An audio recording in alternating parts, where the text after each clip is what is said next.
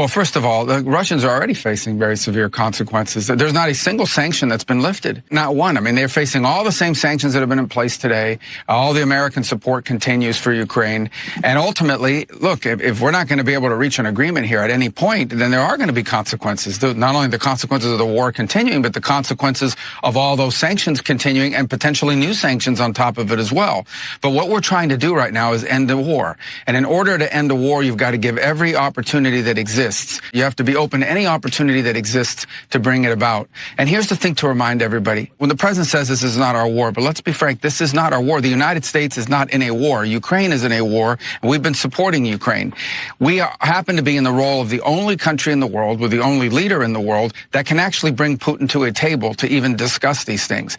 Now, the president has traveled, all the way to Alaska, all the way back, has dedicated months and months of work, our entire team on this matter, because we want to see an end to the war. But if tomorrow the war continues, life in America will not be fundamentally altered. So I think that what we have to understand is that this has been a priority for this president because he wants to promote peace. He wants to promote the end of a war. And I think we should be happy that we have a president that's trying to promote peace and bring a war to an end. Can you name any concessions that Vladimir Putin made during this meeting? Have any I wouldn't name him on your program. Have any concessions I wouldn't name been him asked? on your program. Why would I do that? Where is the pressure? Well, of course, because you can't have a peace agreement unless both sides give and get. You can't have a peace agreement unless both sides make concessions. That's a fact. That's true in virtually any negotiation. If not, it's just called surrender.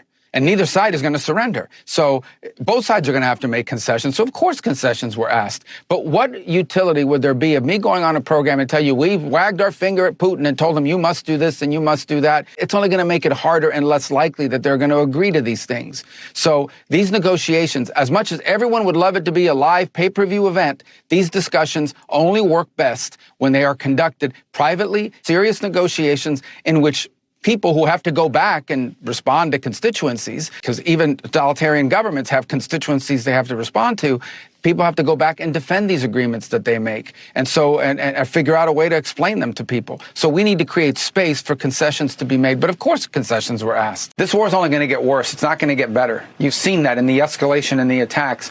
Russia's economy is now 100% full-time war footing. They are producing munitions. The Ukrainians are as well. Both sides are hitting each other very, very hard. And the war is only going to get worse. It's not going to get better. So he's trying to do everything he can to bring it to an end. But people that are out there talking what they don't know, with all these stupid leaks and things of that nature, they all want to just sound important. They don't know what they're talking about. The president's been very clear. What Zelensky's going to agree to, that's up to them to decide. They're going to have to decide what they're willing to give and ultimately what they're going to get, what they're going to demand as well. But here's what I can tell you for certain. You can't have a peace deal between two warring factions unless both sides agree to give up something and both sides agree that the other side gets something. Right? Otherwise, if one side gets everything they want, that's not a peace deal. It's called surrender. And I don't think this is a war that's going to end anytime soon on the basis of surrender. So this is tough stuff. I mean, it's difficult to bring these two sides together. We made some progress, we believe, and now we'll have to follow up on that progress. And ultimately, where this should lead is to a meeting between the three leaders, between Zelensky, Putin, and President Trump, where we could finalize it. But we got to get this thing closer before we get to that point.